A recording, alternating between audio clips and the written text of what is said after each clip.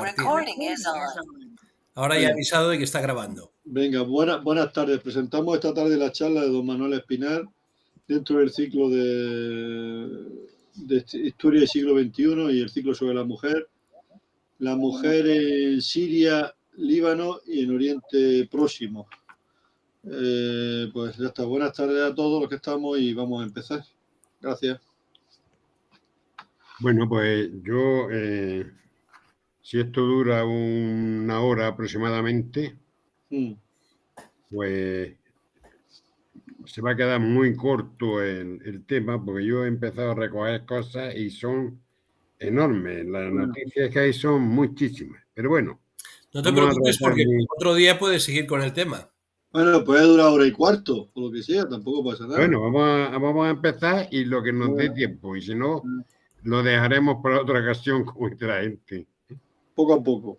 Sí, en primer lugar, cuando yo me propuse hacer un trabajo sobre la mujer en Siria, el Líbano y otras tierras del Próximo Oriente, pues, como digo, no sabía lo que me iba a encontrar, pero bueno, gracias a Dios encuentro muchas cosas y creo que son o merecen la pena por lo menos recogerlas y plantearlas como un trabajo de investigación que puede, digamos, verse mejorado con el paso del tiempo. En primer lugar, quiero llamar la atención sobre un libro que se escribió de un autor que se llama Manuel José Quintana sobre Siria y el Líbano. Siria y el Líbano por Fulano de Tal, por Manuel J. Quintana, que se publicó en Madrid en la imprenta de Manuel G. Hernández en 1877. Se puede consultar en la Biblioteca Nacional de España, manuscrito 2/3653, y está dedicada a Alfonso XII. Esa obra, aunque es muy antigua, curiosamente, pues tiene mucha información. Entonces, nos encontramos, por ejemplo, cuando habla del Líbano, dice tierras pobladas y que allí viven multitud de pueblos, entre ellos árabes, judíos, persas, griegos, latinos, francos, maruníos, maronitas, metualí, samaritanos, quedemaceos, kelvíes, yezidíes, turcomanos, beduinos salvajes, drusos, kurdos, etc. Es decir, todos esos pueblos, adeptos religiosos de ritos y sectas, de las más diversas y menos homogéneas, están gobernadas por los descendientes de la raza mongola, los turcos. La llegada del cristianismo a Siria y al pueblo judío se dispersó. Llegó la religión de Mahoma gracias a las armas de Omar. Las ciudades más importantes son Latakia o Ladicea, Suedia, Trípoli, San Juan de Acre, el Acro judío o el Acon griego, la antigua Ptolemaida. Al sur, Tiro, Seida y Sidón, Damasco, Valve o Heliópolis, Beirut y otros muchos pueblos, algunos de ellos muy importantes. Entonces aquí es donde, aparte de hablar de la raza turca y de la raza árabe y de los follones que tuvieron unos con otros, pues da una visión histórica un poco de lo que es Siria y el Líbano, y habla pues de cómo llegaron los turcos en 1516, pero se unieron a los sirios y permanecen prácticamente desdeñando a los vencidos. Es decir, el turco domina al árabe, los turcos no se han aliado a los árabes y buscaron, dice él curiosamente, buscaron sus mujeres en los mercados de esclavas circasianas, mingralianas y georgianas, robados por los tártaros. El verdadero turco de Siria, cuando se encuentra una mujer de su raza, la hace venir de los bazares de Esmirna y de Constantinopla, y tal vez se debe a esta mezcla de sangre extranjera la belleza y la perfección de la forma de la raza turca. Es decir, que en primer lugar, pues nos vamos a meter ya con el Líbano. Y en la zona del Líbano, lo que nos encontramos nosotros es una serie de provincias como una que se llama Erkezruan y Becherri al norte, que están pobladas sobre todo por la raza maronita, o casi exclusivamente por la raza maronita. Dice, los drusos ocupan las montañas entre Beirut y Saidá, y en otros lugares están mezclados con cristianos y con griegos. En la zona de Sarfén o Saresta hay grupos de metualís. Los manonitas pagaban una capitación oferde y eran la cuarta parte de 5 de toda la población, es decir, casi la totalidad, y la quinta parte restante eran drusos, griegos, católicos y cismáticos, musulmanes, metualíes, judíos y ceut o drusos nómades. Los llamados cheis o jefes de los sacerdotes y eclesiásticos estaban exentos de impuestos. Los manonitas, con estos datos, se estiman en unos 230.000 y se ha especulado mucho sobre su origen y culto. Se dice que su nombre le viene de San Marún, que vivió como obispo enviado por el vicario del Papa, y del obispo Juan, que llegó desde un monasterio a orillas del Oronto. Marún fue un sabio modesto, de celo cristiano, caridad evangélica, es decir, que el título y recibió por parte de Roma, porque había atacado a los partidarios de Nestorio, recibió el título de patriarca del Líbano y vivió en un monasterio que se llama el monasterio de Canubín en el valle de Trípoli. Allí es donde se sientan los fundamentos religiosos y sociales que predominan hoy. El amor que le profesaron sus adeptos le llevó a llamarse maronita por el nombre de Marún. Y entonces, pues, nos cuenta un poco cómo le enseñó a este pueblo el trabajo, la disciplina. Cuando eran atacados se refugiaban en cavernas profundas en el Antilíbano. Es decir, que lo que tenemos que decir es que los maronitas, la mayoría son cristianos, y los melquitas o partidarios del emperador de Constantinopla llegaron también a enfrentarse con los... y dentro de los maronitas se dividieron en dos grupos, lo que se llaman maronitas y los melquitas. En tiempos de Justiniano y de otros emperadores, pues se fueron dispersados algunos de ellos por las provincias bizantinas y se llegó a enviar allí un ejército contra los maronitas que se salvaron porque cayó el emperador.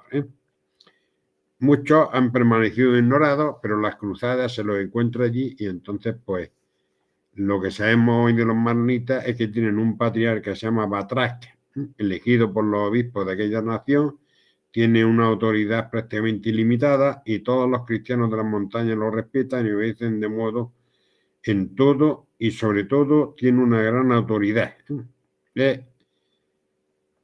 También cuenta con un vicario o un legado para esto. Bueno, el clero maronita, que es lo que a mí me interesa en el caso de la mujer, el clero maronita goza de unos privilegios especiales.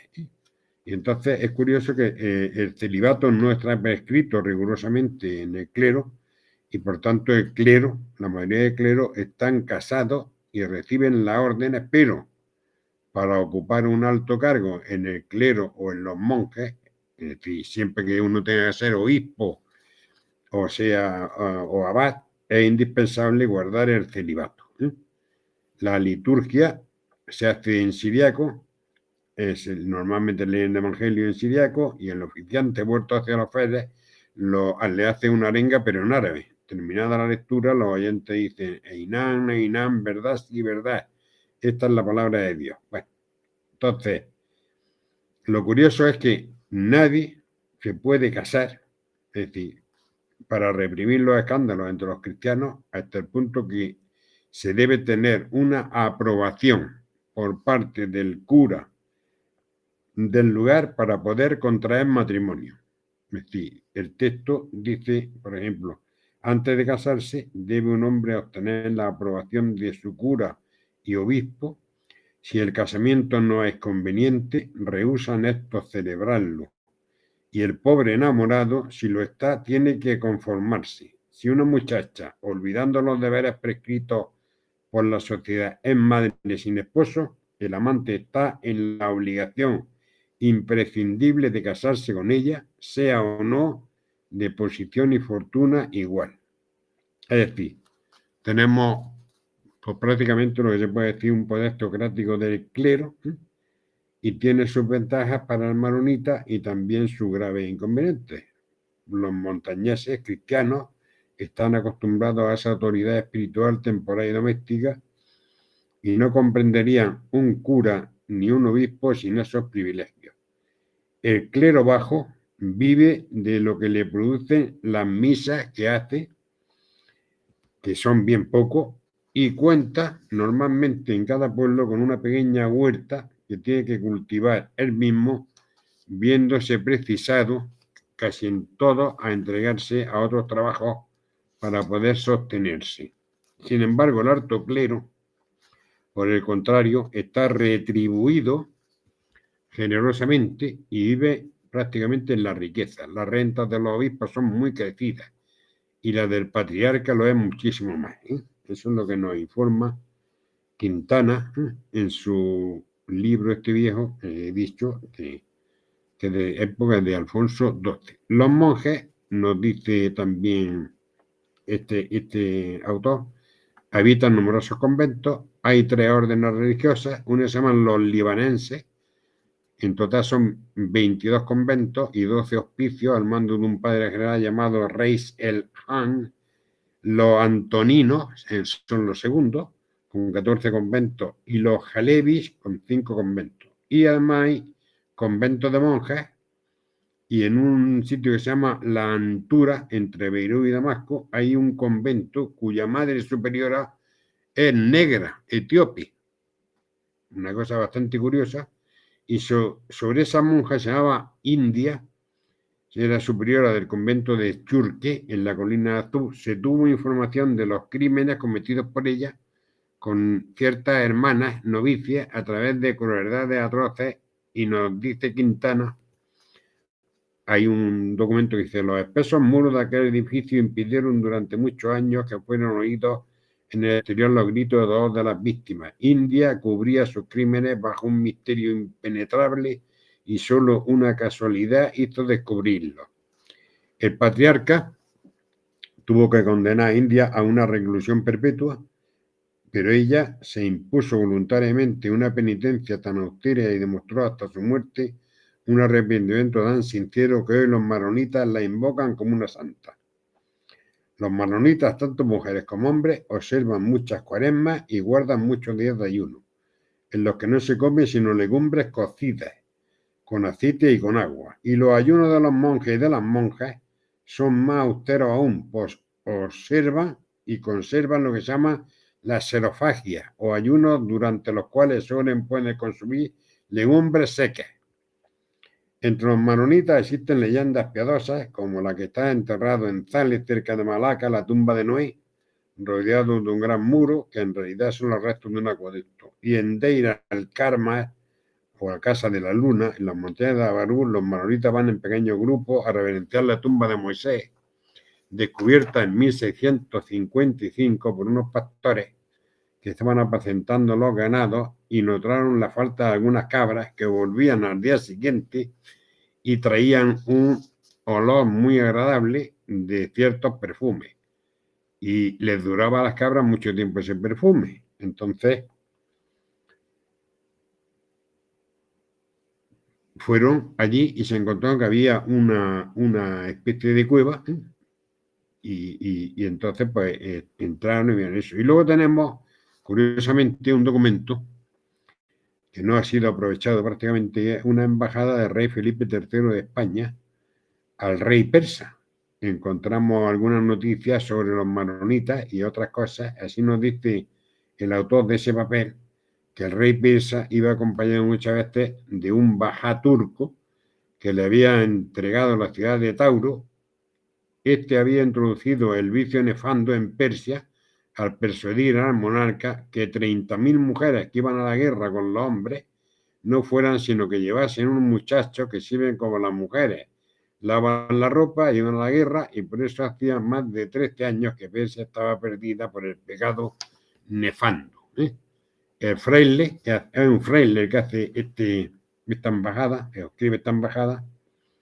El fraile que hace la redacción nos habla de los maronitas y dice que es común en Siria y Líbano y otras ciudades en el contorno del monte Líbano que los cristianos traten de ganar toda clase de tierras y tomen tierra santa. Hay muchos cristianos llamados maronitas, que tiene el patriarca y muchos obispos sacerdotes dado obediencia en la iglesia romana. Y entonces dice, es curioso, y dice que los sacerdotes son casados y viven de su oficio y todos trabajan en cultivar la tierra y otros oficios porque son tantos los tributos y los agravios que los turcos le hacen cada día que es lástima que apenas los desen que comer. Así pasan hasta que llegue la hora de Dios nuestro Señor. En Damasco, me afirmaron, había más de 10.000 cristianos de estos porque aunque hay muchísimos griegos, como son cismáticos y no dada la obediencia a la iglesia latina, estas están con 1000 errores. Tienen iglesias, dicen misa, en las cuales yo he estado y en muchos conventos de sus religiosos a su modo, más todos mal puestos y con sus mujeres todos, sin haber quien trate de castidad, joya tan estimada ante el acatamiento de Dios nuestro Señor. Y sigue diciendo que estuvo en Trípoli, en Siria, y dice que lo invitó a comer un maronita antes de embarcarse para Chipre y fue con un sacerdote a la comida. Al maronita con su hijo le habló el maronita del Papa Pablo V. Dice que tenía un documento que había enviado al pontífice, total, que ya relata otra serie de cosas. En cuanto a los maronitas, hemos visto algo sobre el matrimonio respecto a algunos clérigos. Y dice, bien que el derecho canónico de las iglesias orientales prohíbe el matrimonio a todo hombre que recibe las órdenes sagradas, hasta el día casi el clero entero maronita está casado. El justo rigor con que debiera observarse esa prohibición ha sido necesario modificarla en la disciplina oriental y permitirse confiera el diaconado y el sacerdocio, menos el episcopado, a hombres casados a quienes les permite conservar sus esposas. La razón es sencilla. Todo el mundo está de acuerdo en reconocer con la necesidad de poseer un clero indígena, pero todas las naciones no se hallan en el caso de poderlo crear. La falta de escuelas y de seminarios adecuados para formar a los jóvenes cuya vocación les llama al servicio de la Iglesia, la escasez de recursos y la dirección para enviarlos a hacer sus estudios en Europa, la dificultad de separarse de su familia y de sus padres, la vida del campo, en la que se puede ser sumamente religioso pero poco ilustrado, ha hecho que hasta la época actual el clero se halle compuesto de hombres ya entrados en años, honrados padres de familia y buenos casados. Entonces nos cuenta una historia va contando historias muy curiosas. Entonces nos habla, hay una cosa que llama la atención y es lo siguiente, es decir, el padre, hay una historia de un padre y un hijo, dice la anécdota que nos refiere el autor, se trata de un cristiano de San Juan de Acre, ocurrida entre un padre y un hijo. Vivía en San Juan de Acre con un anciano padre, achacoso y enfermizo, un comerciante cristiano, joven, audaz, sumamente ladino, el cual con hábil maña logró captarse la benevolencia del Bajá, hasta el punto de juzgarse como sincera amistad. La casa que habitaban, siendo modesta, era con corta diferencia como la generalidad de las que constituían el pueblo, y se componía de un piso bajo y otro principal. El padre ocupaba el primer piso y el hijo tenía su habitación independiente en la planta baja. Próximo a contraer matrimonio, rogó a su padre que durante la luna de miel consintiera en cambiar el cuarto y le prometió bajo palabra de honor que pasado el primer tiempo de fiesta y regocijo, cada cual volvería según anteriormente a alojarse en su estancia. El anciano accedió y enseguida se mudaron. Transcurrido el tiempo prefijado, manifestó el padre viejo a su hijo la prescripción que tenía de volver a la habitación, por ser la que accidentalmente ocupaba sumamente húmeda y para él reconocidamente malsana. La nuera le suplicó que aún le permitiera gozar un poco más del aposento, y consintió de nuevo. Terminado el plazo, reiteró el padre la demanda, mas esta a su vez fue el hijo quien con insolencia dura y altanera le contestó que donde bien estaba bien se hallaba, y para lo sucesivo que excusara el hablarle más sobre ese punto, si quería que le escuchase con calma.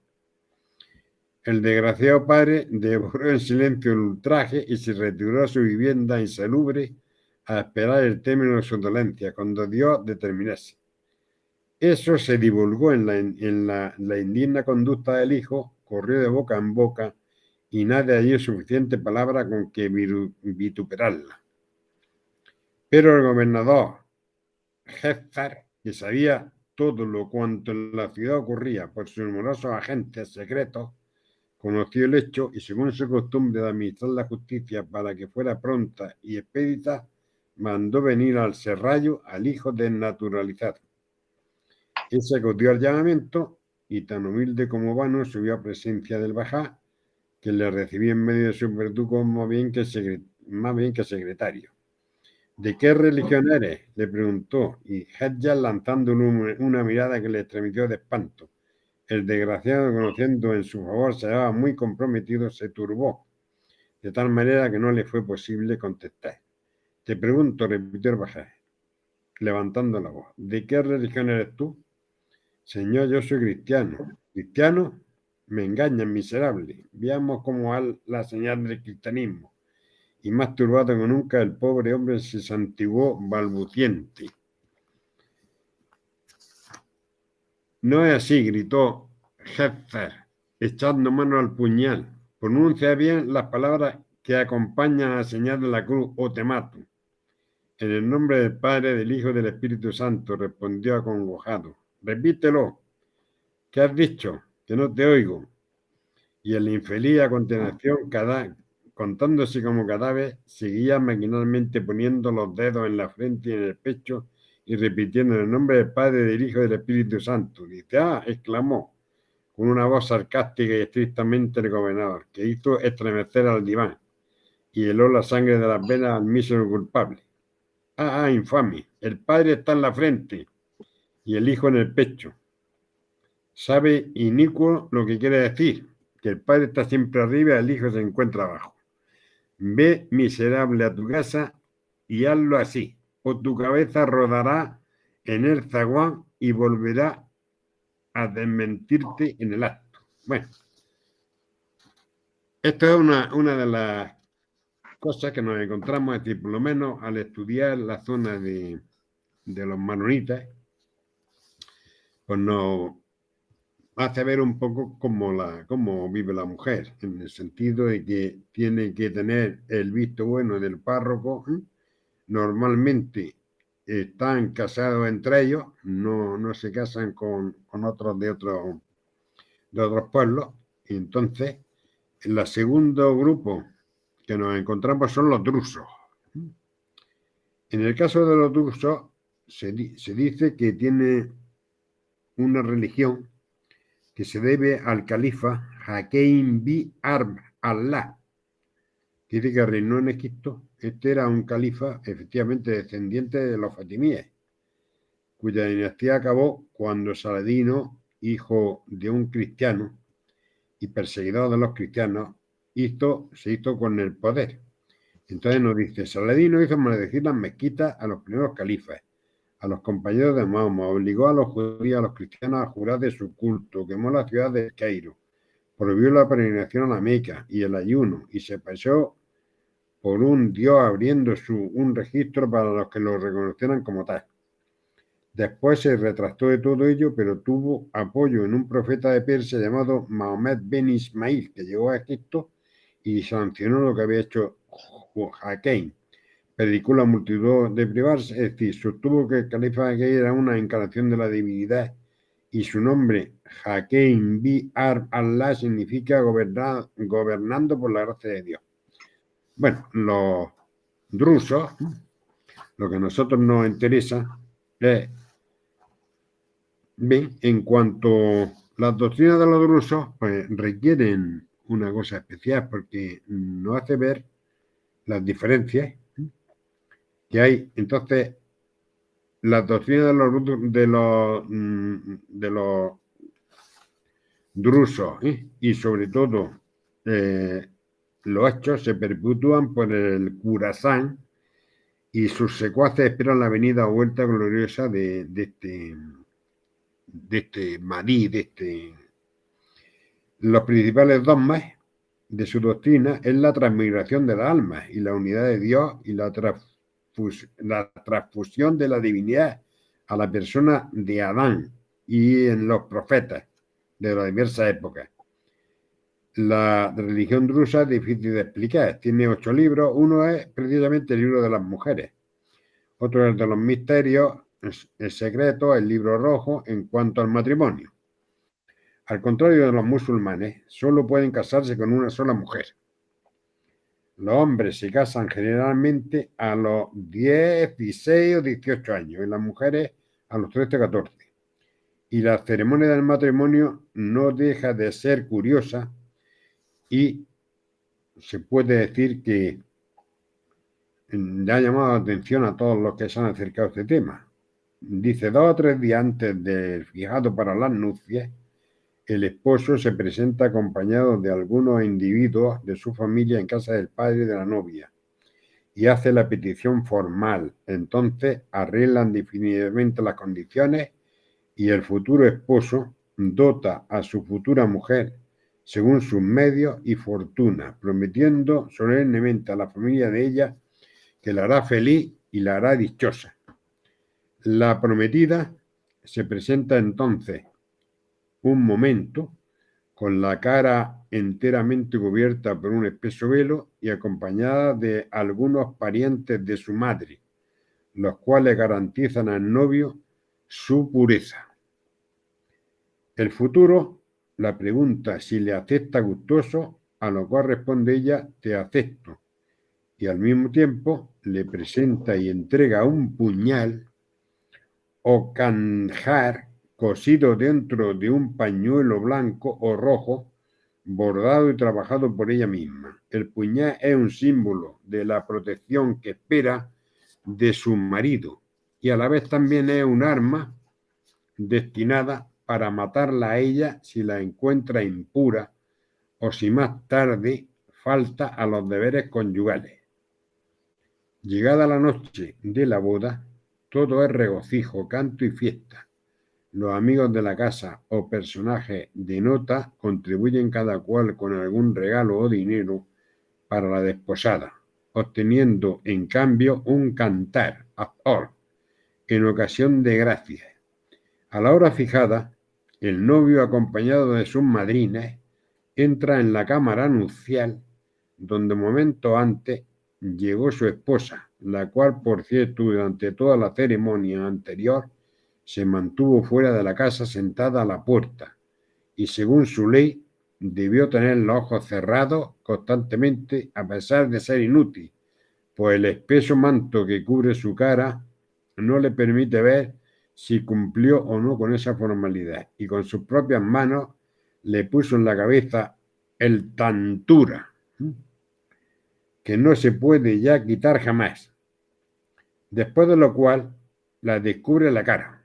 Entonces las madrinas salen de la habitación precipitadamente y se van a reunir con los convidados. Todos a la vez cantan, bailan, gritan, dando un particular, imitando, aunque graciosamente, el granido de los pavos o el ruido que todos hacen, pudieran muy bien creerse que habían vuelto locos. Todo eso tiene por objeto espantar al jinn o yum o espíritu malo, que según ellos creen suele penetrar en la casa para hacer estéril a la desposada. El tantura, que acabo de mencionar, es un tubo como de un palmo, más ancho por un extremo que por otro, de oro o de plata, según la fortuna del marido, y ricamente afiligranado. Una vez que el marido ha colocado el tantura en la cabeza de su mujer, ésta no se lo quita ni aun para dormir. Existe el divorcio entre los drusos, pero es muy raro, pues las consecuencias son funestas y graves. Así pues, el marido puede repudiar a su mujer por causa grave, que debe probar ante una especie de consejo de familia. Cuando la mujer ha cometido adulterio, el marido se la devuelve a su padre y envía con ella el puñal de que se le hizo donación, pero sin la vaina, envuelto en un pañuelo en prueba y señal de deshonra. Pero esta no cae como en Occidente sobre el marido, sino sobre la familia de la mujer. El padre y los hermanos de la mujer se reúnen en casa del marido. Este prueba, como he dicho, a la falta de su cónyuge y cuando no tiene prueba hasta con su palabra. El jurado de familia sentencia a la adúltera y al volver a su casa el padre y los mismos hermanos le dan muerte con sus propias manos a la desgraciada. Generalmente le suelen cortar la cabeza y la devuelven al marido con el famoso tantura, con una trenza de cabello ensangrentado de la víctima. Cuanto más ama un padre a su hija, tanto menos debe esperar perdón. Y aún suponiendo que el padre fuese débil, los hermanos no tolerarían jamás que viva y la sacrifica a la primera ocasión que se les presente. Respecto al seductor, los torrentes que corren cerca de Gestín son profundos y las cavernas son mudas como la tumba.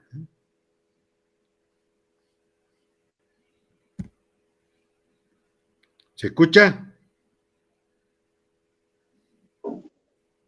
¿Se escucha? Se escucha muy bien.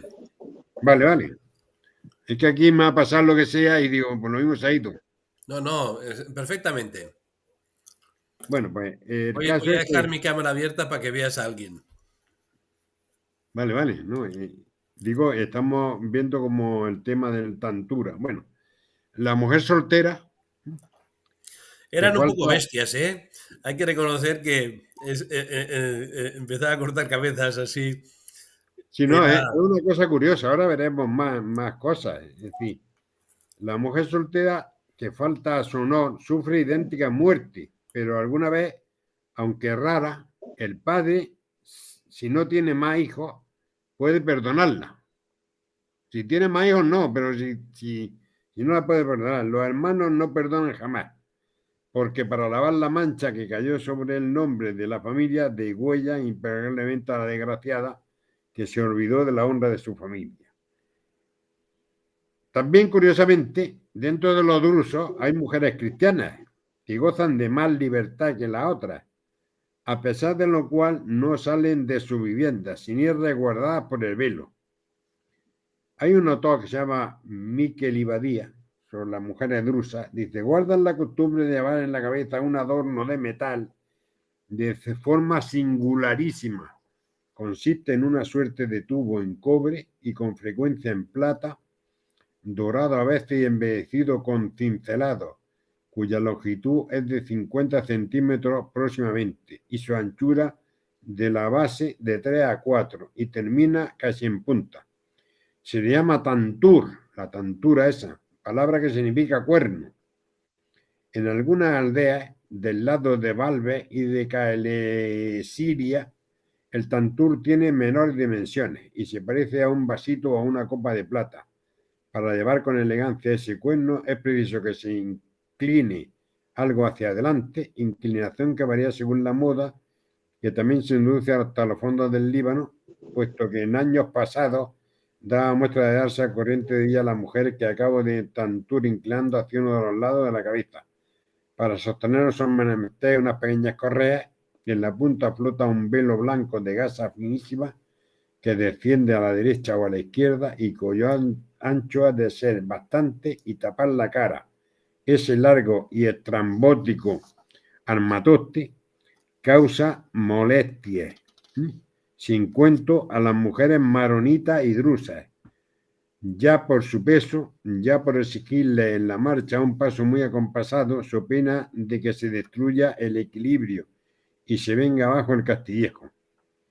Entre los drusos y los metualís, la mayoría de las mujeres usan ese adorno y algunos arqueólogos juzgan que restos del culto tributado a la antigüedad de la Venus egipcia, Dice, más cierto es que ese origen pagano de semejante adorno parece ser la extraordinaria antigüedad del tantur, que figura entre las joyas de las mujeres judías, como señal de riqueza, dignidad y poder. Entre las israelitas, esa especie de cuerno era emblema de autoridad y por extensión de orgullo.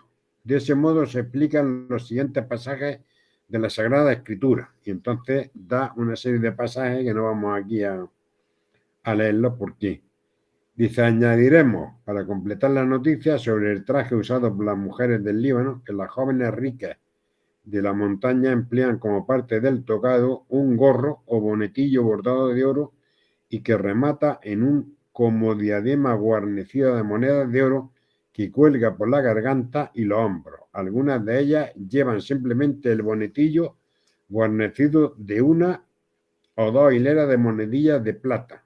El número mayor o menor de monedas que hay en aquella prenda del tocado y la cualidad de las mismas viene a ser una especie de pública declaración de la fortuna de que disfruta la mujer que la usa, siendo en ocasiones ese dispendioso tocado la parte más importante del dote que los padres dan a su hija al contraer matrimonio.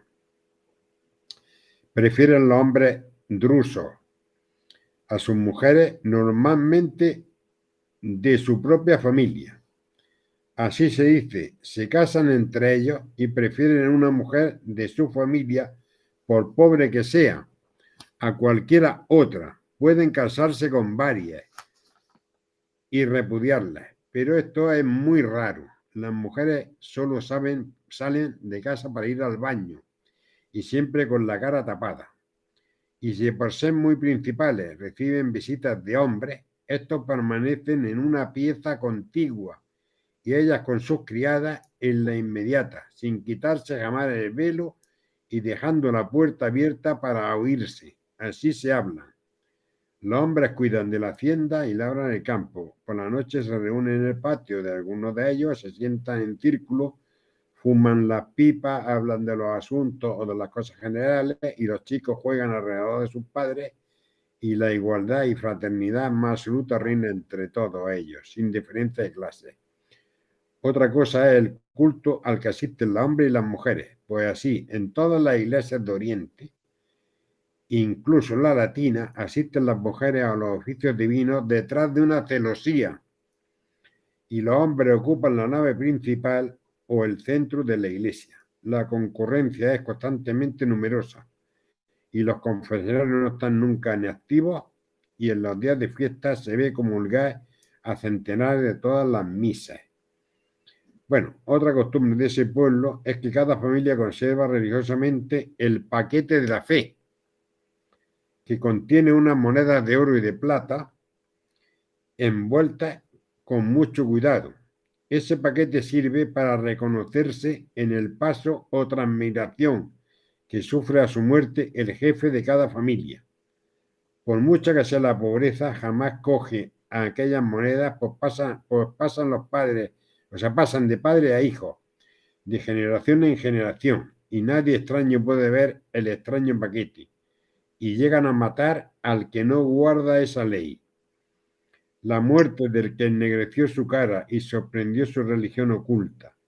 Las mezquitas, pues nos hablan de que en muchas mezquitas hay pintado una especie de tablero o cuadro de adivinación llamada zairgué, que tiene unos 100 cuadrados pequeños y tienen escrito en ellos, entonces los sabios, pues leerles. Los sabios, o llamados también acals, y otros no iniciados o diabel, que son más simples o más ignorantes, que es lo que significa la palabra. Entonces, bueno, las mujeres, entre las mujeres hay también algunas que pertenecen a la primera categoría, es decir, mujeres sabias, pero no pueden iniciarse hasta haber cumplido cierta edad y no asisten a todos los misterios y en las mezquitas permanecen con el velo sobre la cara todo el tiempo.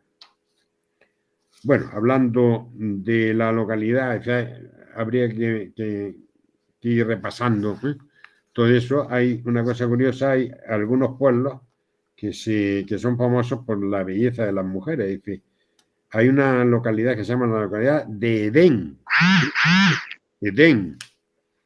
que Salomón tenía allí una casa para descansar, pues allí estaba el paraíso terrenal. En el pueblo de Hasrum, dicen los viajeros que tiene fama por la belleza de sus mujeres, son rubias, ojos azules. Esos datos son destacados por muchos autores y viajeros diciendo que son bellísimas. Pasamos a otro grupo que se llaman los metualíes. Los metualíes siguen la misma religión de los persas. Son sectarios de Alí, hospitalarios, pero no dejan entrar en su casa a los extranjeros ni tocar sus cosas ni utensilios. Si es tocado, lo rompen o purifican con fuego o con agua para cumplir con la hospitalidad. Tienen en sus pueblos unos lugares especiales o casas que llaman mensoul. Pueden ellos, fuera de su casa, alternar con otros de otras sectas, comer, beber, dormir, fumar, con drusos, musulmanes y con cristianos. En cuanto al matrimonio, dice, respecto al matrimonio, pueden casarse con 4 mujeres a la vez y tienen libertad para sostener tantas concubinas cuanto les permita su fortuna y puedan mantener. El matrimonio se efectúa sin ceremonia alguna y contrario al uso general en Oriente. Los 2 esposos, fijaros que esto es curiosísimo, y estamos hablando parece una especie de CIE. Dice, los 2 esposos han de haber tenido relaciones carnales antes de casarse, es decir, que al contrario de todos los otros. El faquí o al-faquí hace de juez, de alcalde y de escribano público, y sirve de mediador y arregla las dificultades que pueden ocurrir entre los contrayentes. Va de una parte a otra, levanta el acta, fija la dote, oficia como sacerdote, uniendo a los esposos, sin más ceremonia que apoyar sus manos en las cabezas y pronunciar algunas palabras sacramentales, acompañadas de una permutación singular de palabras, que exige gran velocidad en la lengua. Si las pronuncia sin equivocarse ni tartamudear, el matrimonio será feliz. Si por el contrario se le traba la lengua o se equivoca, el alfaquí advierte entonces a los contrayentes que tendrán que sufrir muchas desdichas. Las mujeres metolí son en general bien formadas, morenas, de ojos negros, expresivos y abundantes, cabellos negros, como el ébano. Aman el placer y siempre que pueden engañan la vigilancia de sus maridos. No hacen escrúpulo alguno. Usan cuantos medios conocen para agradar a los hombres, enseñando sus gargantas y su pecho. Aunque decir verdad son algo sucias. Dentro de sus casas van con la cara descubierta, pero fuera usan siempre el mandil o velo, espeso como las musulmanas, y en este punto el pudor es convencional, pues cuando ven a algún cristiano o algún turco, por ocultarse el rostro, dejan al descubierto otras partes de su cuerpo que en Occidente se llevan siempre muy cubiertas. El pudor, pues, en los metolíes está en la cara. La belleza entre ellas también está sujeta a convenciones, muy raras a veces. Por ejemplo, la gordura sobre todo es la mayor hermosura que puede tener una mujer. Cuando un metolí ama a su mujer y la encuentra bella, para alabar su hermosura le dice: el alma de mi alma tiene ojos negros como la gacela. Su boca es una rama de coral, su cutis un lago de leche y su cara una luna llena. El marido puede repudiar a su mujer pagándola la dote convenida, pero la ley no le permite volver a tomarla otra vez, como ocurre con los otros musulmanes. Pasados 3 meses y 10 días, la mujer puede casarse con otro hombre. Una viuda no puede tampoco casarse otra vez hasta pasados 4 meses y 10 días. Los herederos o los hijos del muerto están en la obligación de mantener a la viuda mientras dure su viudez. Cuando un marido se ausenta de su casa y no da ni tiene noticia alguna de él, la mujer no puede contraer matrimonio hasta saber con certeza la suerte de aquel. La ley musulmana permite a la mujer volver a casarse pasados 3 años y 3 meses, sin tener noticia de su marido ni haber recibido socorro alguno de él. La mujer no puede en ningún caso solicitar el divorcio y el marido, cuando repudia a su cónyuge, es generalmente por adulterio y debe probarlo ante el alfaquí. Entre los metualíes existe otro matrimonio muy curioso. Este sí me va a llamar la atención. Dice, entre los metualíes existe otro matrimonio muy singular que denomina el casamiento por goce. Se denomina Zuot el Mota, o sea, casamiento temporal. La ley permite a todo hombre que está lejos de su familia o de viaje hacer un contrato matrimonial durante un cierto tiempo con una soltera, una viuda o una mujer repudiada, es decir, que no tenga marido. Ese matrimonio dura el tiempo convenido entre ambas partes. El marido temporal paga la dote o el precio ajustado y la mujer sufre las consecuencias, es decir, si queda embarazada y tiene hijos, tiene que tenerlos sin poder pedir nada al padre. Para que tenga validez ese casamiento temporal, debe de participar un alfaquí y 2 testigos, y así queda aceptado aquel contrato legal, aunque raro para nosotros. Los desposados se hacen regalos mutuos de una botella de vidrio, el símbolo según de la fragilidad de aquella unión. Al acabar el contrato, rompen la botella y así quedan anulados y suspendido el matrimonio temporal. Pero si mutuamente se agradan los dos, son libres de prolongar su unión durante el tiempo que quieran, renovando el contrato, pero en ese caso, la mujer tiene los mismos derechos que el hombre y ella puede romper la botella cuando le guste o le apetezca. Los metualíes dicen que ese tipo de matrimonio viene desde que el imán Alí, y ahora ya se remontan a los chiíes. Dicen lo siguiente, que el imán Alí, que este Zohar el Mota, viene del imán Alí y cuentan que ese santo profeta repetía siempre que el celibato era el infierno. Un día, Omar en Cotas quiso hacerle faltar a su máxima y lo invitó a su casa, donde le dio de comer espléndidamente durante el banquete hasta muy tarde. Cuando Alí quiso retirarse a su casa, Omar no se lo permitió con intención, según su dicho, de hacerle pasar la noche célibe. Pero he aquí que Alí se despierta y viéndose solo en el lecho se levanta y va en busca de la hermana de Omar, a la cual convence y determina venir a su lecho.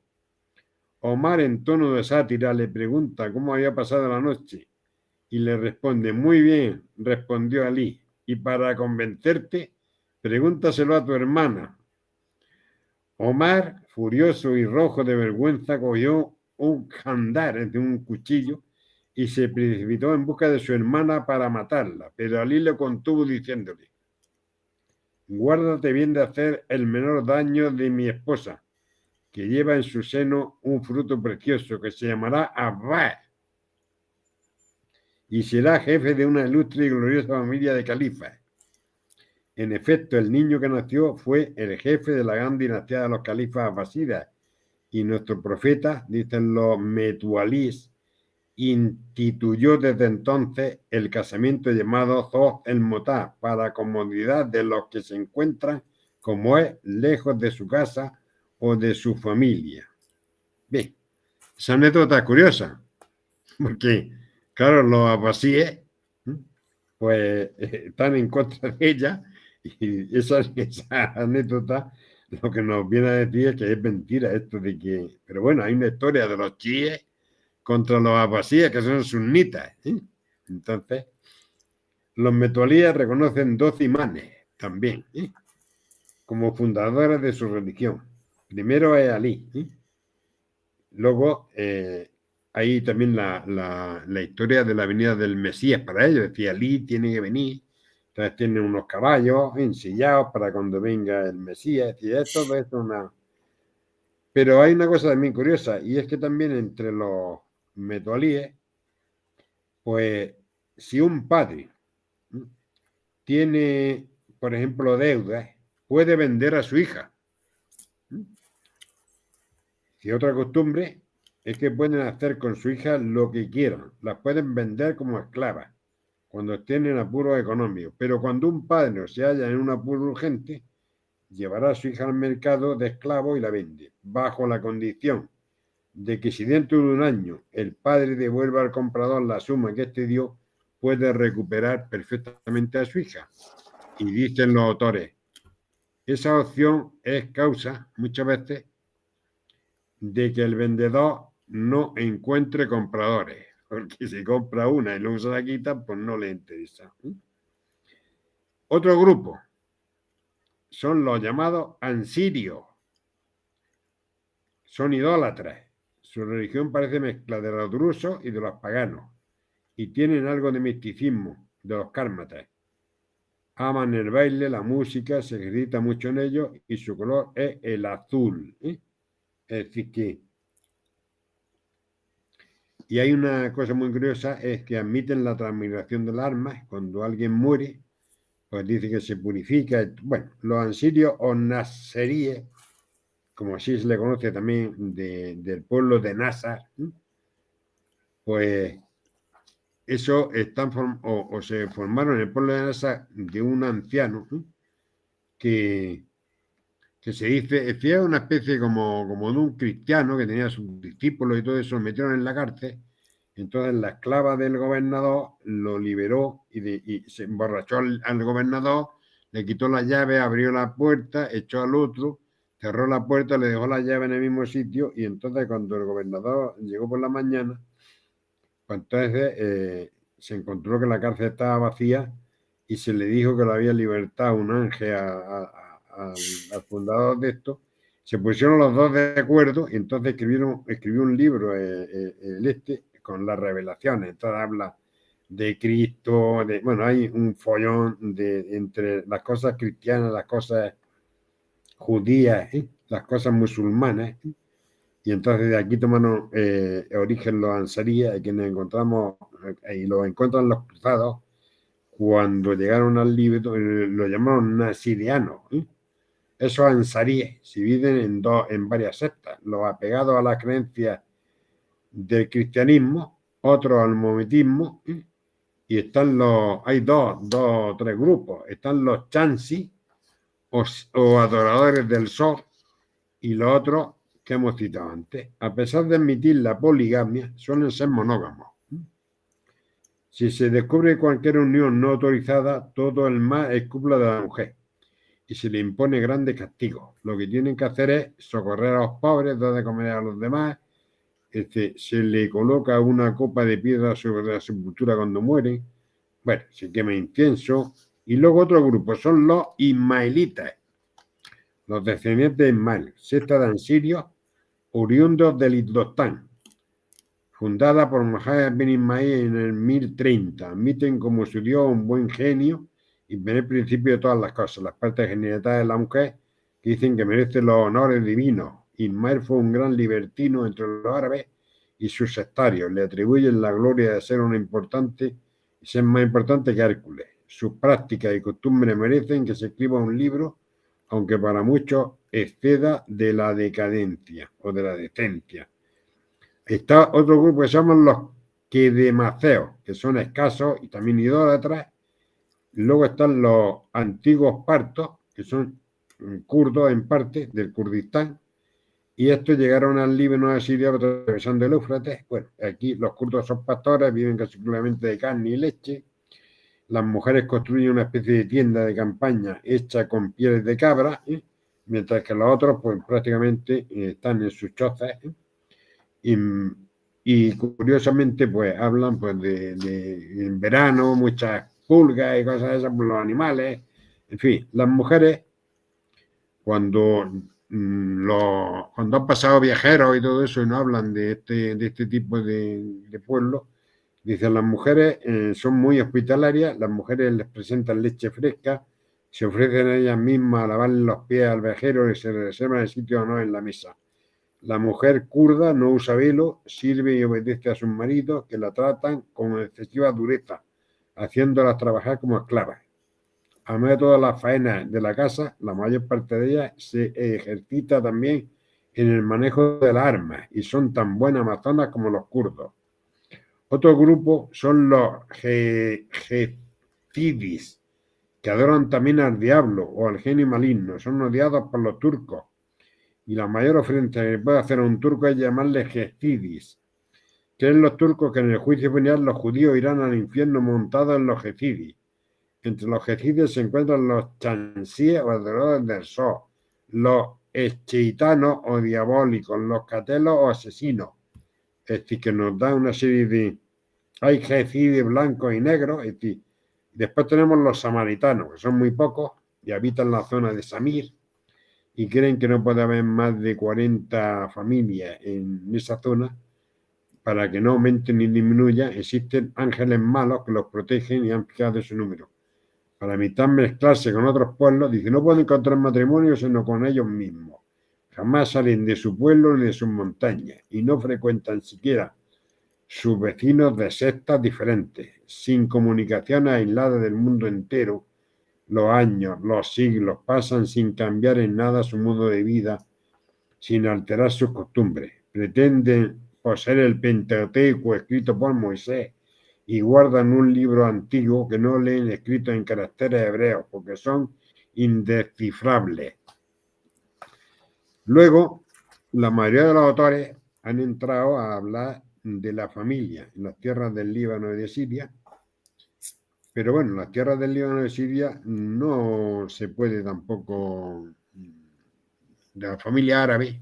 Si os acordáis cuando estuvimos hablando en la primera conferencia, pues no sé, no hay tampoco una gran diferencia en todo lo que se dice de la familia árabe. Sí, vemos, por ejemplo, aquí una cosa curiosa, y es que las mujeres sirias de la capital, pues normalmente pueden invitar a alguien a comer a la casa, y entonces nos dice que estas mujeres estaban educadas, curiosamente, por monjas cristianas que tenían especie de colegio y conventos, y entonces, claro, las familias buenas de Siria, pues llevaban a su hija a educarlas a esos centros religiosos y centros dedicados a la enseñanza y a la cura de enfermos. Y entonces, pues, bueno, no habla de cómo iban vestidas, habría que hablar del vestido, pero no es caso de eso. Luego, en el salón, cómo se quitan los zapatos, por qué se los quitan, pues dice que si nosotros nos quitamos los sombreros, ellos se tienen que quitar los zapatos, que por lo menos el sombrero no se llena tanto como un zapato. Bueno, habla también de la ciudad, habla de los hospicios de huérfanas, como hay hospicios de huérfanas recogidas por esas monjas y que las habían enseñado a ser instruidas, trabajaban para el público en el lavado de la ropa, planchado, costura, y con ello sacaban algunos recursos y con eso pues las enseñaban a poder vivir. Y también habla, curiosamente, de niñas protestantes, que había un grupo de protestantes en Siria, en el caso de eso. Luego habla de los baños. Tampoco vamos a hablar aquí de los baños. Esto se tiraría un rato bueno, merecería casi una conferencia, el tema del baño y todo lo que la mujer hace en el baño y cómo va con sus criadas y todo lo que le hacen y todo lo que ocurre en los baños, las conversaciones de las mujeres en los baños. Es decir, que esto ya... Y luego pasaríamos a Palestina. En la zona de Palestina nos relata, hay un trabajo del cual yo tomé algunas notas, que son varios autores, Coronel Wilson, Warren, Jorge Eber, Hermann Gute, Víctor Guerin, Lorté, es decir, hay muchos, y Miguel Ibadía, que hablan de la tierra del Líbano, hablan de los maronitas, del pueblo de Dan, el monasterio de San Antonio, los famosos cedros del Líbano, los cedros del Señor, la leyenda de Irán y de Tiro, el templo de Jerusalén, la ascensión, el libro de la piedra nos dice que el Líbano significa piedra blanca, la montaña blanca, el monte blanco de Siria. Allí las mujeres maronitas y las drusas presentan cosas características de su religión y de su sexo, como ya hemos expuesto.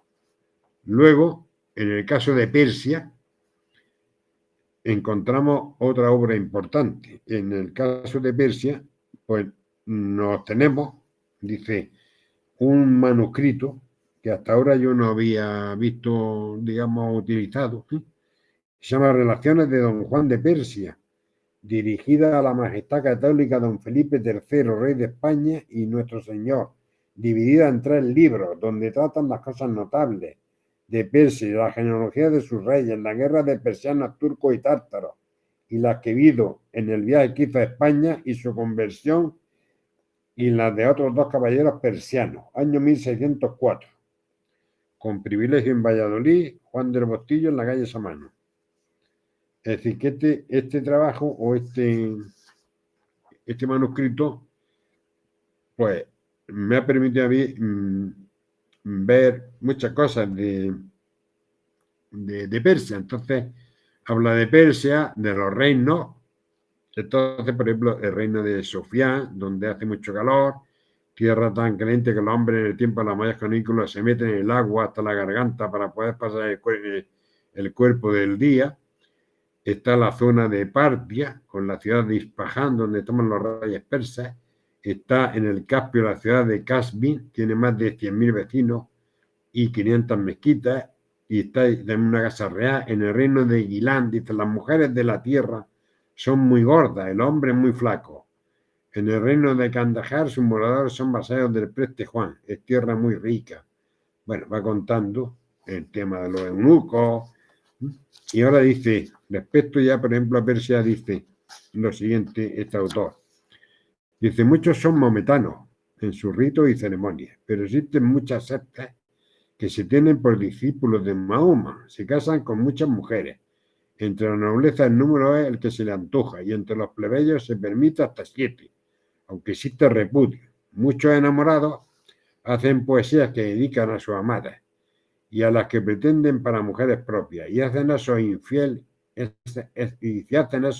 infieles que se jactan de amantes fieles, una cosa que no es bien pasarla en silencio por ser tan extraordinaria cuanto disparatada. Dice, el galán que quiere dar muestra de que ama firmemente se quema en diferentes partes del cuerpo con unos botafuegos de lienzo que son como los cáusticos que los cirujanos ponen para abrir fuentes en las piernas o brazos.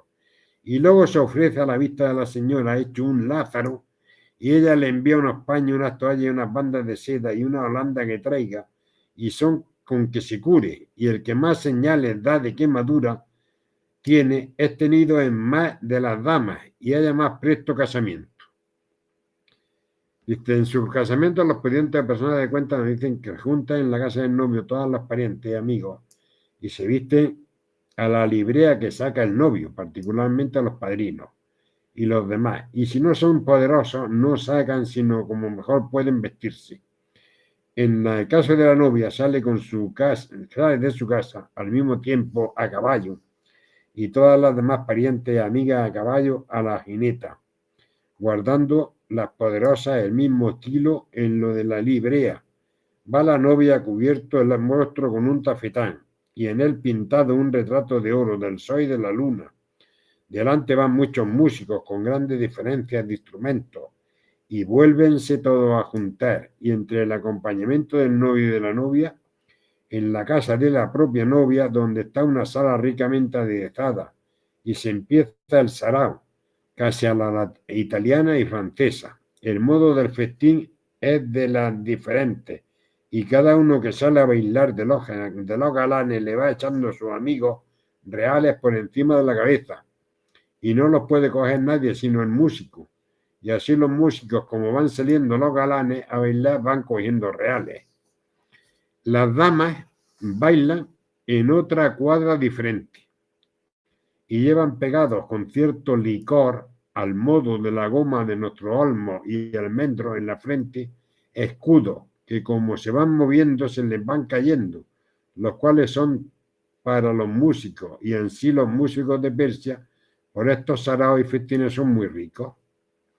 Acabado el sarao, se ponen a cenar en la casa de la novia y otro día siguiente comen en la casa del novio y hacen 2 espléndidos convites. Y en acabándose la cena y llegada la hora de dormir salen los viajes y cogen como por fuerza al novio y lo meten en la cuadra de la novia y la novia entra por otra parte. Los parientes y las parientas prosiguen el sarao y cuando es como la medianoche salen las viejas y sacan una toalla con sangre y la muestran a los parientes del novio, con que se van todos muy contentos. Pero si sucede lo contrario y no hay sangre que mostrar, sacan la vieja a la novia y el novio sale y la repudia públicamente y pagándola cierta cantidad que por ser tan poca no se dice, la vuelven a sus parientes y el novio se va con sus amigos y deudos.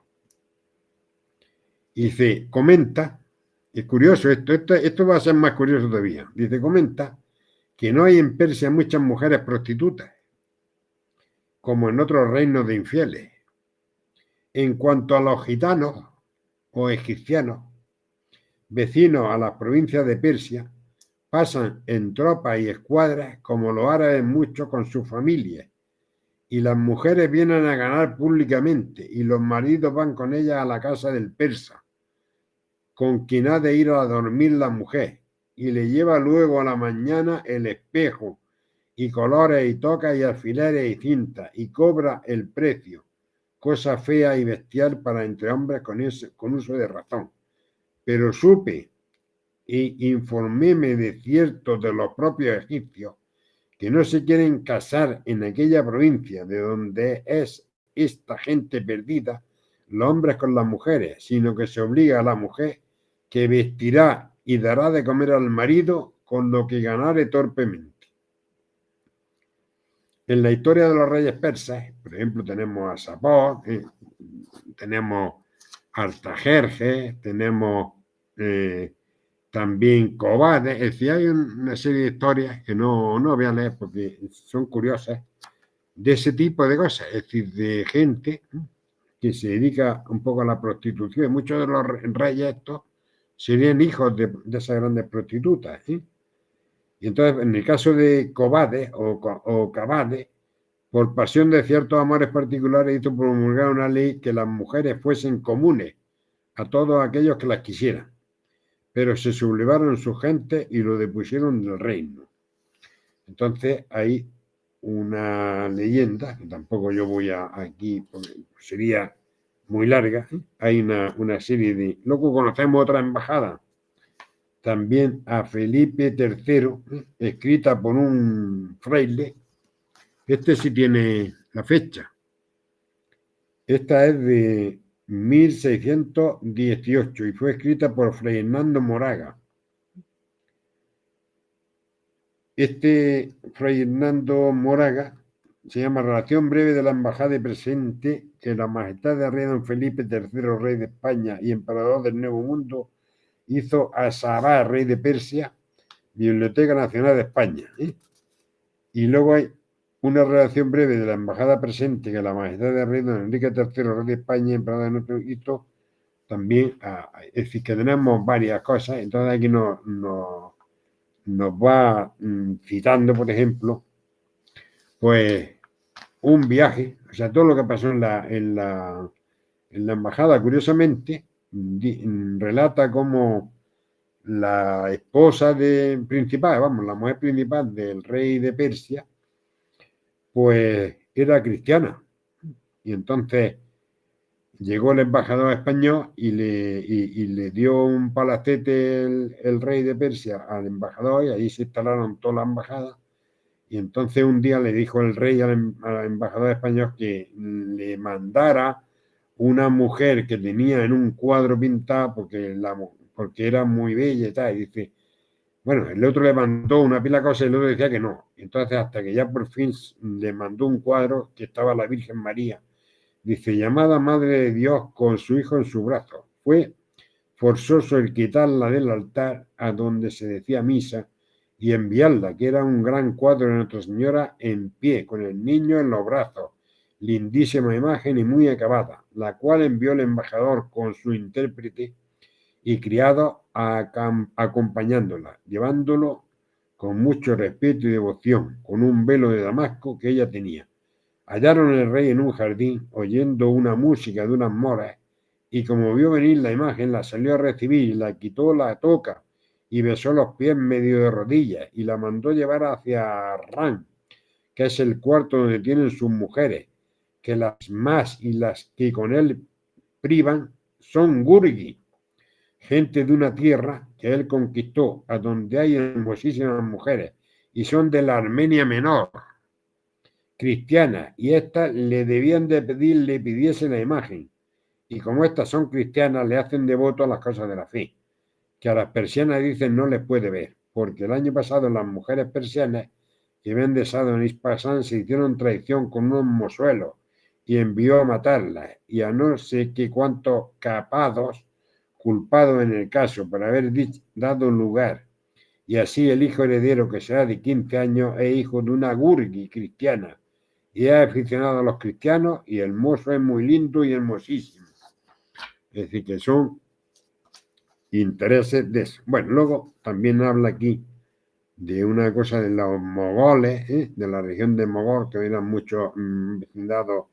El rey persa ordenó, digamos, matar a muchos de ellos porque habían atacado a las mujeres gurgi, a las cristianas, y porque habían vendido algunas de ellas sin permiso del rey. No se podía sacar mujeres de Persia sin permiso del rey, igual que ocurría con el oro, los esclavos, caballos, etcétera, etcétera.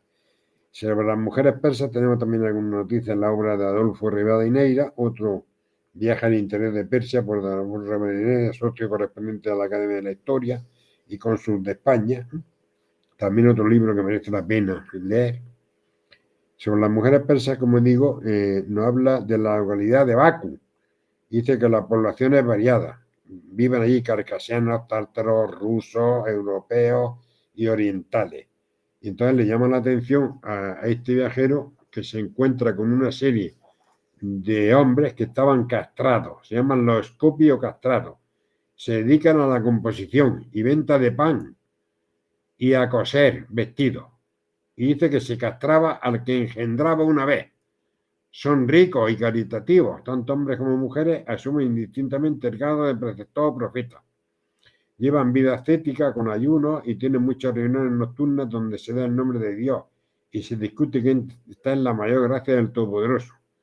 Más adelante cito una entrevista sobre las costumbres persas, relatando cómo el Shah se fue a una visita a Moscú y en el camino pues dejó una favorita, y los disgustos que le proporcionaba el viaje, dice el cónsul, pues nos relata eso de la amiga del imperio. Por ejemplo, es curioso una entrevista, dice, pasaron a Bakú algunos días y en tal motivo la señora del gobernador fue a ver a la amiga del imperio, a Nicedaule, que es el nombre de la favorita del Shah. Convenido el día, que era uno de los más calurosos de junio, a la hora de las 9 de la noche presentóse la visita y fue recibida con espaciosa habitación cuajada de luz y espejos. La amiga del imperio se adelantó a recibir a la europea y conforme a la etiqueta la sentó en un extremo del diván, en cuyo otro extremo ella se hallaba. Vestía a la real esposa, amplia camisola de gasa imperceptible, sujeta por botón encima de una chaquetilla de terciopelo carmesí, bordado de oro, diamante y perlas, pero tan sumamente corta que apenas alcanzaba la mitad del pecho. Sobre uno como calzoncillo de baño llevaba refajillo de finísima tela blanca, cubierto con otro de raso carmesí, bordado de oro y casi horizontal, de los muslos para abajo, y nada en los pies, calcetines de seda y babuchas bordadas de diamante y zafiro. El tocado por fin consistía en un sencillo pañuelo de seda verde, sujeto sobre la parte superior de la cabeza por medio de un aderezo de diamante. Es mujer, dicen, de hermosas facciones, cutis blanquísimo y cabellos de ébano, ojos rasgados y negros. Después de conviados los saludos de costumbre, quitóse la favorita del Shah las chaquetillas de terciopelo y luego, sobre pretexto de que el calor es insufrible, la camisola, invitando a la extranjera a desnudarse si gustaba. Preguntando esta si era aquel su traje ordinario, contestó que era el mismo con que suele presentarse a su majestad, único hombre que la vio, pues si otro la mirara, perdería el punto quien lo hiciera un ojo. Pasa luego a hablar también de los casamientos temporales en la región de Res, es decir, que entre unos autores y otros se puede hacer una buena, es decir, en el matrimonio por conveniencia temporal, nos dice, nos informa más, dice que puede ser desde 1 hora hasta 99 años, con una o con más mujeres. Es decir, dice que ese matrimonio temporal no es con una, puede hacer con varias. La prole nacida del casamiento temporal dice que es legítima, aunque en grado inferior a la del casamiento perpetuo. Y luego también habla de otra secta que se llaman los babismos, el ejemplar de Bach, que son escritos en un libro que se llama El Villán o Exposición de los puntos más importantes de la secta, y tampoco voy a entrar aquí porque eso merecería la pena una cosa de secta. Luego, cómo vigilan a los extranjeros los persas por medio de judíos mendigos. No se puede tener relaciones con mujeres, porque tampoco ellas pueden tenerlas, sino es con... Habla de que si la manera que tiene un europeo de poder acostarse con una de estas es, pues, hacerse musulmán. Entonces, cuenta como lo primero que le hacen es circuncidarlo. Después lo llevan y lo lavan, lo casan, en fin. Dice, así se explica, es decir, después de una serie de peripecias que son incalculables, dice el mismo fraile que nos cuenta todo esto. Dice, así se explica cómo hay europeos que después de permanecer varios años en Persia no han visto ni una sola mujer. Hay, sin embargo, medio de satisfacer la curiosidad, y entonces cuenta cómo se puede satisfacer, es decir, o pagando o haciendo que un tío, tú coges un esclavo tuyo, se casa con la otra, se la lleva allá a tu casa y luego quien se acuesta con ella no es el esclavo, sino tú.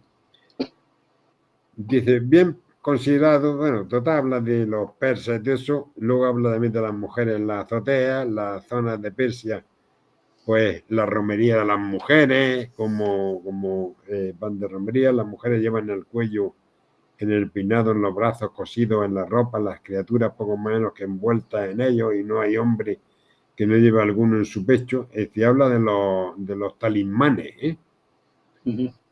Luego habla de todos los talismanes del mar de Ojo, la zona en el Jorasán. Se encuentra llamada en la casa de los siervos de Dios, es decir, que también son los habla de las mujeres del zoroastrismo, el fuego sagrado, todo eso se mete con eso, el nombre de las mujeres de esta secta. Luego rezan también, este autor intentó que le contaran algo y no le contaron nada del fuego sagrado y todo eso. Es decir,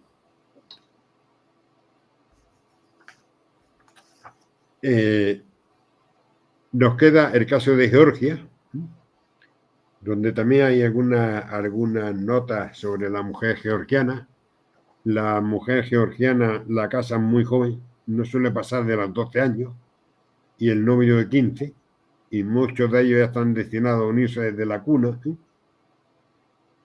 Según el rito griego, la novia va cubierta con un velo para que nadie la vea la cara, ni aún el mismo novio, y al salir de la iglesia se tiran muchos escopetazos en honor de los recién casados. Luego ya, pues, nos cuenta la ceremonia en Georgia, las pruebas. Por ejemplo, es curiosísimo que la novia, después de casar, se tira un día entero que no puede moverse, y el novio igual frente a ella, hasta que al final luego ya pues se quitan el velo los dos y ya pues luego nos habla de la colección de leyes de Georgia y ahí aparece también por cosas de la danza de las mujeres, en fin, un montón y los castigos de por medio del hierro ardiendo, el agua hirviendo, es decir, son pruebas. Luego también habla de las misiones cristianas en Mesopotamia. Habla de los tártaros. Los tártaros también dice que son las mujeres tártaras. No hay otro grado prohibitivo para el matrimonio que el de madre, hija o hermana por parte de madre. Y los tártaros son muy duros, pero son muy, muy libres para casarse. Es decir, puede casarse con la hermana por parte de padre, pero no por parte de madre. La poligamia, es decir, aunque está admitida, prácticamente no se usa nunca. Habla de la familia patriarcal, poder absoluto del padre, el caso de si no puede tener hijos con la primera mujer, sí puede tener una segunda, entonces la segunda ocupa el puesto de la primera, y luego ya pues los defectos. Es curioso, y con esto voy a acabar, porque entraríamos también en la zona de Damasco, y habría que hablar del mercado de esclavos, y tengo también aquí muchísimas cosas de todo esto, pero también de la zona de Rusia, la zona de Moscú. Cuando ha parido una mujer, van a saludarla, introducen debajo de la almohada unas monedas y cuyo valor varía según la fortuna de la parida. Los casados son los únicos que están sujetos a esa costumbre, pues puesto que se aprovechan, los solteros pues no. Luego los divanes de Damasco, los esclavos, como digo, hay un tío que llega. Luego habría que hablar de Afganistán. También otra cosa, en Afganistán la mujer pide un favor para ella y dice que el cuñado puede casarse con la viuda de su hermano, igual que los judíos. Eso es el liberato.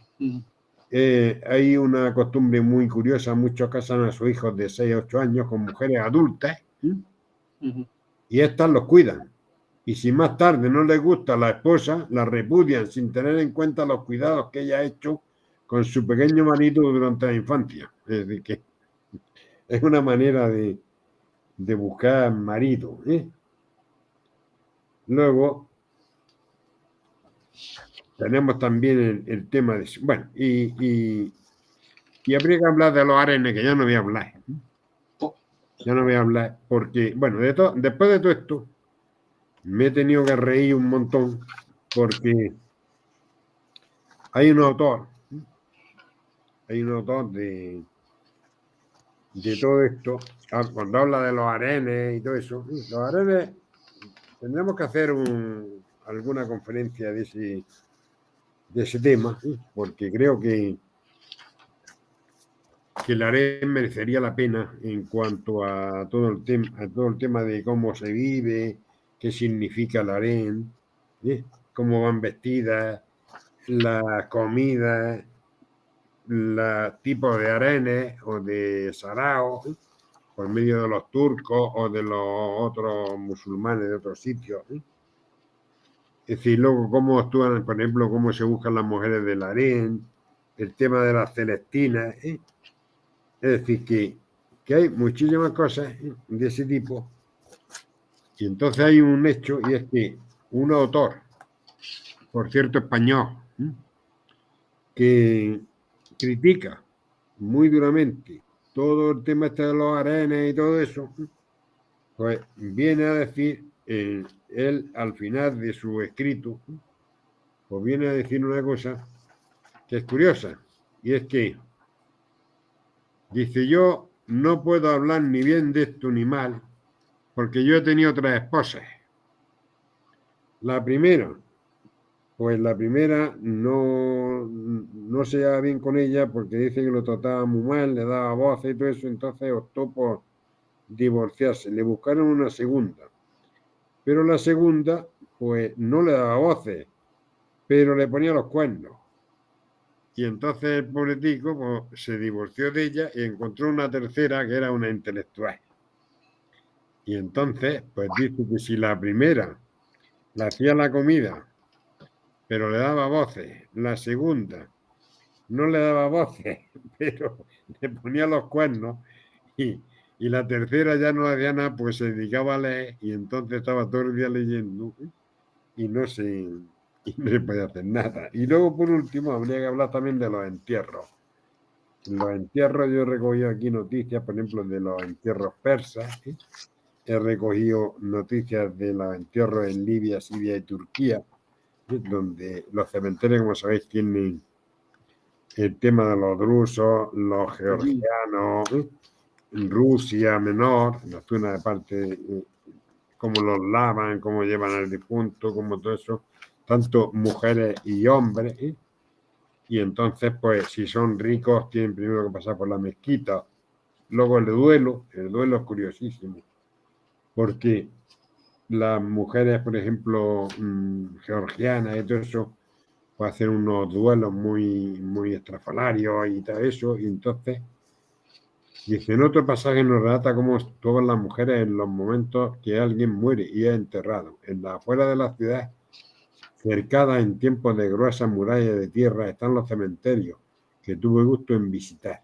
Haciéndome distraído, escuché de cerca un coro de mujeres que, arrodilladas con sus pequeñuelos en torno a la sepultura del padre, cantaban al unísono, hola, y con dulcísima cadencia. Al terminar entonaban alalí y seguían gritos de desesperación, arañazos en la cara, golpes de pecho, hasta que, restablecido el sosiego, volvían a principiar la triste melodía, excitando los sentimientos de melancolía natural en quien tan solo y apartado de lo suyo vive. Me impresionaron sobremanera, motivo por el cual quedó grabada en mi memoria y pronto la daré a conocer al lector. Seguí a través del campo de los muertos, donde en vez de lápidas solo ven ladrillos colocados de canto. Es decir, bueno, esto y ya está. Con esto, con ese pequeño repaso, como esto lo vamos a publicar, Claro. pues ha salido un montón de páginas. Ha salido un montón de páginas, con lo cual, pues con eso, yo creo que ya tenemos. ¿Qué está hablando? No sé. Vamos a Si ver. alguno quiere preguntar algo, pues. Sí, el libro es de 1877, encontrado en internet, el de Manuel J. Quintana, Siria y Libia, ¿no? Que es muy antiguo, ¿no? Es antiguo, pero tiene muchas noticias. No, no digo nada, digo que es de ese año, ¿no? De la Biblioteca Nacional de Estado, ¿dónde está? Sí. Vale. Se llama Siria y el Líbano. Sí, lo he encontrado en internet. Manuel J. Quintana de 1877, ¿no? 1877, sí. Y lo has descargado de la Biblioteca Nacional, ¿no? Está descargado de la Biblioteca Nacional de España, sí. Luego, en las referencias que haces, quería preguntarte, como viajó por ahí cerca también, Batuta, ¿no te ha servido? ¿No habla nada de las mujeres en Batuta? ¿No te ha...? No habla nada. Algo he cogido, alguna nota hay. Lo digo a través del Islam. Y luego sí me ha llamado... Alguna nota he cogido, sí. Vale. Y luego me ha llamado la atención, pues cuando has hablado de los drusos. Bueno, como todas estas religiones eran muy sincréticas o tienen mucha influencia, el problema de la enseñanza o de lo que se nos explica es que parece que todo fuera plano. Me refiero a que todo fuera igual. Y te das cuenta que luego cuando investigas un poco, pues te das cuenta que hay muchas sectas, muchos movimientos y no sé quién habla, y muchas diferencias. Entonces, por ejemplo, los drusos que tienen influencia del zoroastrismo o mazdeísmo, ¿no? Que hablan del imán Madino, del fin de los tiempos. Claro. Y luego también, pues de lo que has expuesto también de Persia, que era el antiguo Irán. Bueno, me ha llamado también la atención la primera parte, lo que ha hablado de los melquitas y los maronitas y los... En fin, hay un montón de grupos que incluso algunos eran islámicos, pero se ve que no seguían la sunna ni el Corán